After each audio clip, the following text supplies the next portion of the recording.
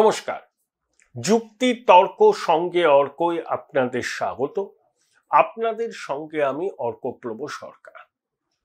দেখুন, আমাদের পড়োশী বাংলাদেশের রাজনৈতিক যে টালবাহানা টালমাটাল চলছে তার দিকে আমরা নজর রেখেছি এবং প্রফেসর ইউনূস যে নির্বাচন করতে একদমই চান না সেটা কিন্তু তিনি প্রকাশ করে দিচ্ছেন। বিভিন্ন আন্তর্জাতিক সংবাদ মাধ্যমে ইউনূস মিথ্যা কথা বলছেন যে বাংলাদেশের মানুষ নাকি চাইছে অন্তর্বর্তী সরকার থাকুক।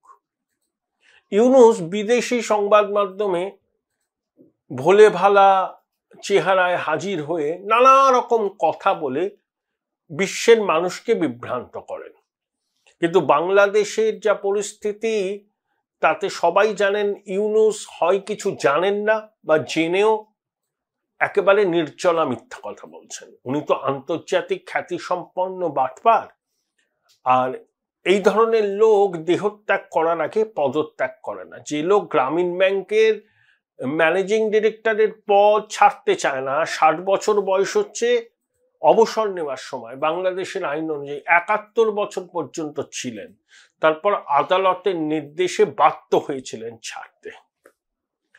তো এই মোহাম্মদ ইউনূস যে ছাড়বেন না নিজের থেকে, যদি না এমন চাপের মুখে পড়েন যে একটা নির্বাচন দিতে তিনি বদ্ধপরিকর।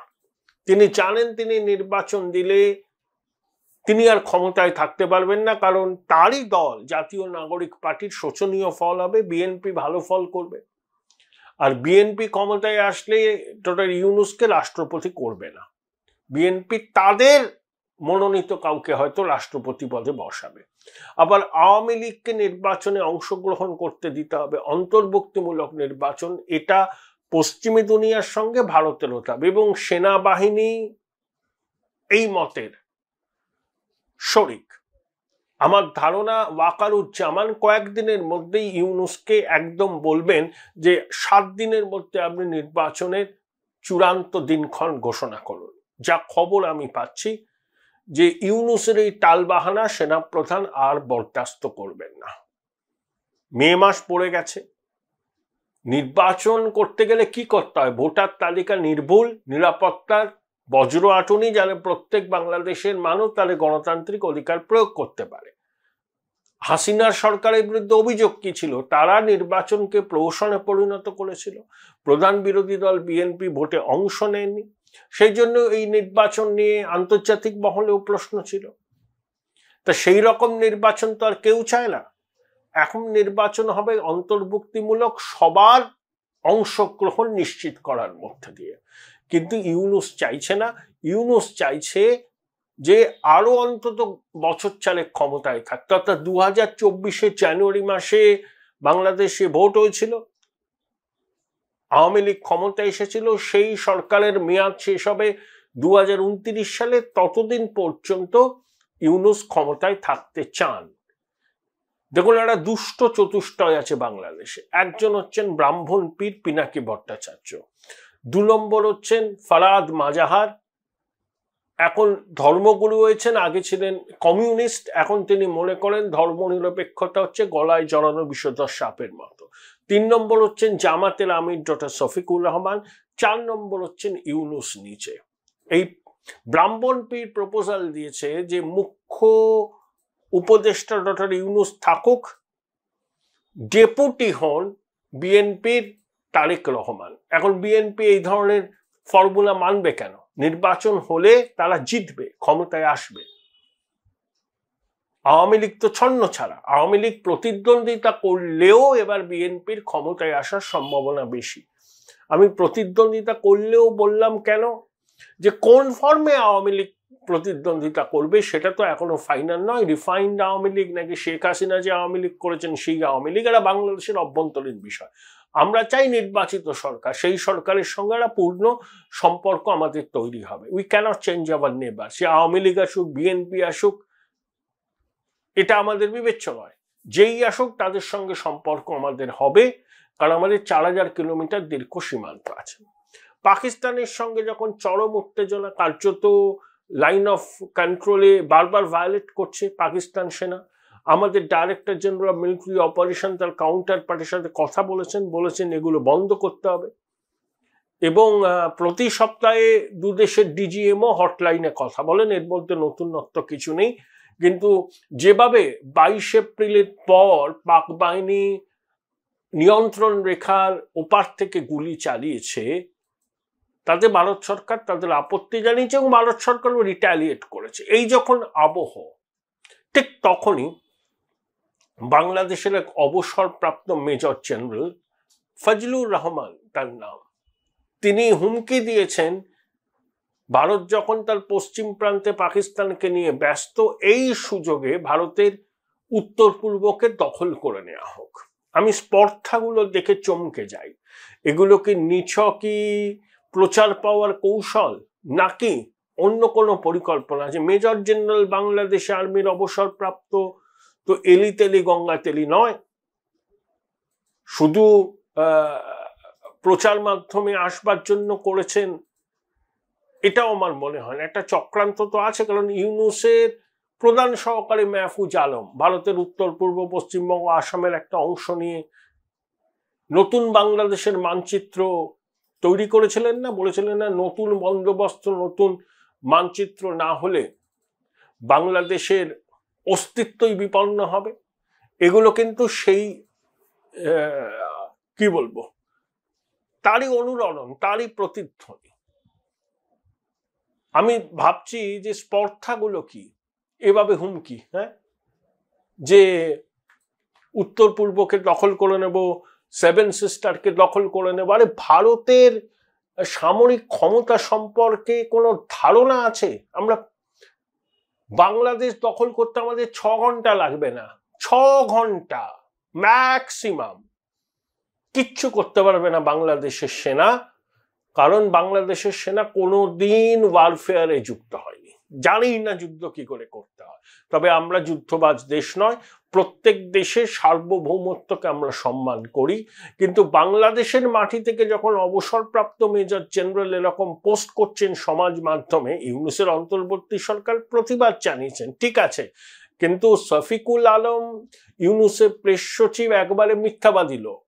প্রধানমন্ত্রী নরেন্দ্র মোদী যে কথা বলেননি তার মুখ দিয়ে সেই কথা বলিয়ে তিনি তার ভেরিফাইড ফেসবুক অ্যাকাউন্টে পোস্ট করেছিলেন বিমস্টেকের পার্শ্ব বৈঠকে মোদিজি এবং ইউনূসের বৈঠক নিয়ে।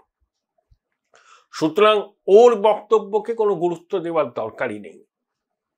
অন্য কেউ বললে, যদি প্রফেসর ইউনূস নিজে বলতেন কিছু, তাহলে তাও একটা ভাবতাম, কিন্তু প্রেস সচিব বলেছেন, নিন্দা করেছেন, কোনো গুরুত্বই নেই। যে লোক ভারতের প্রধানমন্ত্রীর মুখে কথা বসাতে পারেন যে কথা প্রধানমন্ত্রী বলেইনি, তার বক্তব্যের কোনো গুরুত্ব নেই। তো হুমকিটা দিচ্ছে বাংলাদেশ, সাউথ ব্লক নজর রাখছে। আমরা এসব আগেও শুনেছি, জসিমউদ্দিন রহমানি শুনেছি, মাহফুজের কথা শুনেছি, হিজবুত তাহরির বলে, এসব বলে। আইএসআই ডিজিকে রেড কার্পেট বিছিয়ে অভ্যর্থনা জানানো হয়েছে, লালমনিরহাট চিকেন নেকের অদূরে সেখানে বিমান গাড়ি তৈরি করতে চাইছে বাংলাদেশ পাকিস্তানের সহায়তায়। এগুলো আমাদের নজর আছে, একবার চেষ্টা করে দেখুক বাংলাদেশের কি অবস্থা হয়, কল্পনা করতে পারবে না। তাই সংযত হতে বলা, আমরা সুযোগ দিচ্ছি সংযত হওয়ার। বাড়াবাড়ি করলে বরদাস্ত তো হবে না। পাকিস্তান কিরকম শিক্ষা পায় দেখবেন এবার, কিরকম শিক্ষা পায়। 4 যুদ্ধে জড়িয়েছিল, 4টেতেই হেরেছে। এই যে আসিম মুনির দ্বিজাতি তত্ত্বের বুলি আওড়াচ্ছেন, আরে দ্বিজাতি তত্ত্ব যদি সফল হতো তাহলে বাংলাদেশ পাকিস্তান থেকে আলাদা হতো না। ওরা তো দ্বিজাতি তত্ত্বের মূলে কুঠারাঘাত, স্বাধীন বাংলাদেশের প্রতিষ্ঠা পাকিস্তান থেকে। দেখুন, ইউনূসের অন্তর্বর্তী সরকার মুক্তিযুদ্ধ বিরোধী সরকার, মুক্তিযুদ্ধের চেতনাকে ভুলিয়ে দিতে চায়। বাংলাদেশ এখন খুব নোটের আকাল, জানেন, পুরনো ছেঁড়া নোট, লোকের কাছে নগদ নেই, নোট নেই, কিন্তু বাংলাদেশের সেন্ট্রাল ব্যাংকে 15,000 কোটি টাকার নোট মজুদ আছে ভল্টে, এবং সেই নোট ছাপার জন্য বিদেশ থেকে কাগজ কালি আনতে হয়েছে, বেশ কয়েক কোটি টাকা খরচ হয়েছে, কিন্তু সেই নোট বাজারে ছাপতে পারছে না বাংলাদেশের সেন্ট্রাল ব্যাংক। কেন জানেন? ওই নোটে বঙ্গবন্ধুর ছবি আছে। ইউনূসের অন্তর্বর্তী সরকার সেই নোট বাজারে ছাড়তে দিচ্ছে না, তারা নতুন নোটে ডিজাইন করছে, তাও চূড়ান্ত হয়নি। অর্থাৎ মুক্তিযুদ্ধ, বঙ্গবন্ধু এগুলোকে ভুলিয়ে দিতে চাইছে বাংলাদেশের মানুষের মন থেকে। কিন্তু বঙ্গবন্ধুকে কি এভাবে ভোলানো সম্ভব বাংলাদেশের মানুষের মন থেকে? দুর্বৃত্তরা অনেক রকম চেষ্টা করবে। বঙ্গবন্ধুর উপর জামাত, হিজবুত, ইউনূসের সাঙ্গপাঙ্গতে রাগ কেন? তার কারণ বঙ্গবন্ধু ভারতের সহায়তায় বাংলাদেশের স্বাধীনতা এনেছিলেন। জামাত প্রথম থেকেই মুক্তিযুদ্ধের বিরোধী, বাংলাদেশের স্বাধীনতা সে গ্রহণ করে না। এখন তারা সুযোগ পেয়েছে বাংলাদেশকে পাকিস্তানের কলোনি করা, সেই সুযোগটা তারা কাজে লাগাতে চাইছে। সেই জন্য মুক্তিযুদ্ধ, বঙ্গবন্ধু, ভারতের ভূমিকাকে অস্বীকার করতে চাইছে। কিন্তু এক মাকে কি শীত চায়? আজ যারা এই কাজ করছে, একদিন না একদিন তাদের যে কি করুণ পরিণতি হবে সেটা তারা ভাবতে পারছে না। অনেকে দেশ ত্যাগ করার চেষ্টা করবে, ঠিক যেভাবে এখন মুক্তিযোদ্ধাদের জেলে মধ্যে রেখে দিয়েছে ইউনূস সরকার, তাদেরও একই রকম পরিণতি হতে পারে। এই সমন্বয়কদের, এই উপদেষ্টাদের একই রকম। বললাম না এক মাগে শীত চায় না। চিন্ময় কৃষ্ণ প্রভু জামিন হয়েছে 26শে নভেম্বরের পর থেকে। বাংলাদেশ হাইকোর্টের ডিভিশন বেঞ্চ জামিন দিয়েছিল, তারপর আপিল আদালত স্থগিত করে, তারপর আবার তারাও জামিনটা দিয়ে দেয়। তা চিন্ময় প্রভুর অন্যায় কি ছিল? তিনি সনাতনী জাগরণী মঞ্চের নেতা ছিলেন। তিনি বাংলাদেশের ধর্মীয় সংখ্যালঘুদের অধিকার রক্ষার দাবিতে সনাতনীদের ঐক্যবদ্ধ করেছিলেন। এটাই অন্যায়। সনাতনীরা কি বাংলাদেশের অংশ নয়? যারা রয়েছেন 23% থেকে কমতে কমতে 8% এসে দাঁড়িয়েছে। ইউনূস বলেন না, ঢাকেশ্বরী মন্দিরে পুজোর পরে গিয়ে বলেছিলেন, আপনারাও আমাদের দেশের অংশ, আপনাদেরও সমান অধিকার। মিথ্যেবাদী ইউনূসের কথা এবং কাজে কিন্তু কোনো মিল নেই। সনাতনীরা এটা জানেন, তাই সনাতনীরা নিজেদের অ্যাসার্ট করতে চাইছিলেন, জোটবদ্ধ হচ্ছিলেন। সেটাকে ভাঙার জন্যই ইউনূসের অন্তর্বর্তী সরকার মিথ্যা মামলায় চিন্ময় প্রভুকে এতদিন জেলের মধ্যে আটকে রেখেছিল। আমি জানি না চিন্ময় প্রভু শেষ পর্যন্ত জেল থেকে বেরিয়ে স্বাধীনভাবে জীবনযাপন করতে পারবেন কিনা, আবার না তাকে মিথ্যা মামলায় ফাঁসিয়ে জেলের মধ্যে চালান করে দেওয়া হয়। দুরাত্মার ছলের কোনো অভাব নেই।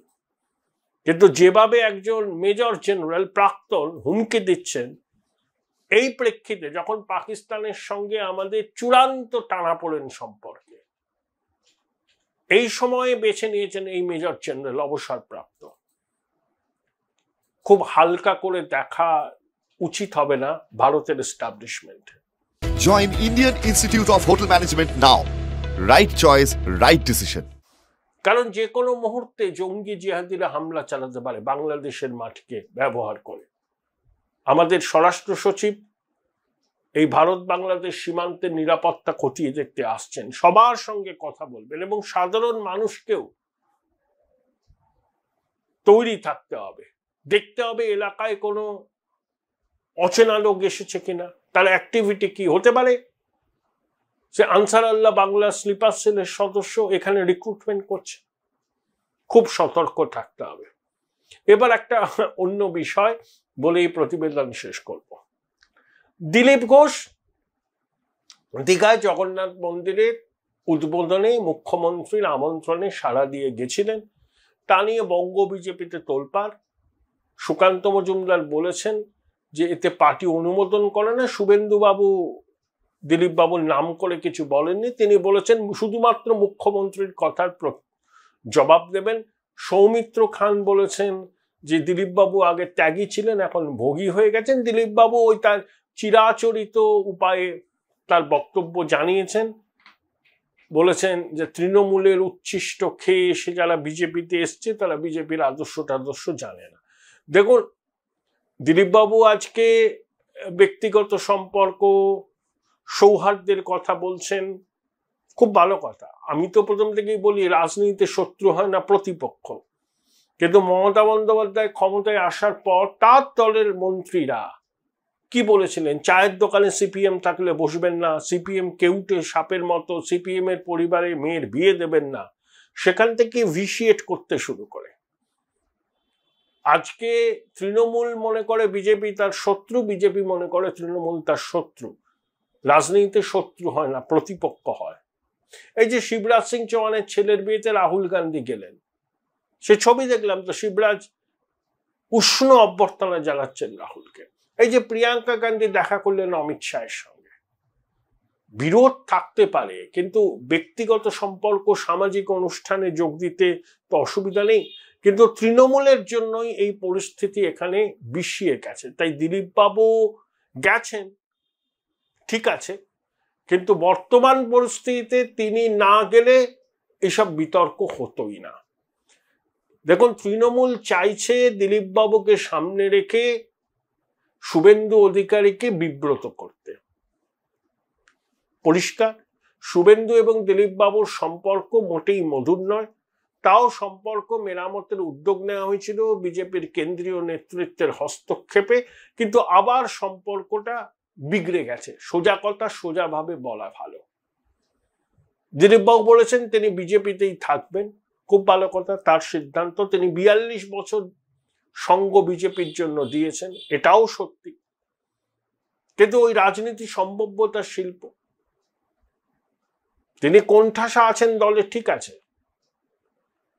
একজন দেখলাম বলছেন যে দিলীপ বাবু কেন্দ্রীয় মন্ত্রী হতে চেয়েছিলেন, রাহুল তাকে করেনি। এটা ভুল কথা। দিলীপ বাবুকে 2019-এর পর কেন্দ্রীয় মন্ত্রিসভায় যাওয়ার প্রস্তাব দেওয়া হয়েছিল। দিলীপ বাবু সেটা আমি নিজে বলেছিলেন, তিনি চাননি। তিনি চেয়েছিলেন 21-এর বিধানসভা নির্বাচন বিজেপি তার নেতৃত্বে রাজ্যে লড়ুক। তাই দিলীপ বাবুকে অফার দেওয়া হয়েছিল কেন্দ্রীয় মন্ত্রিসভায় যাওয়ার। দিলীপ বাবু আমায় নিজে বলেছেন। কালকে আমি দিলীপ বাবুর সাথে কথা বলেছি ব্যক্তিগতভাবে, সব কথা বলবো না। তবে আমি একটা জিনিস বলি, রিঙ্কু দেবীকে আমি চিনি না, কিন্তু রিঙ্কু দেবী রাজনীতি সচেতন মানুষ, বিজেপি করছেন অনেকদিন ধরে। তিনি যেন শিখা মিত্রের পদাঙ্ক অনুসরণ না করেন, ভুল করবেন।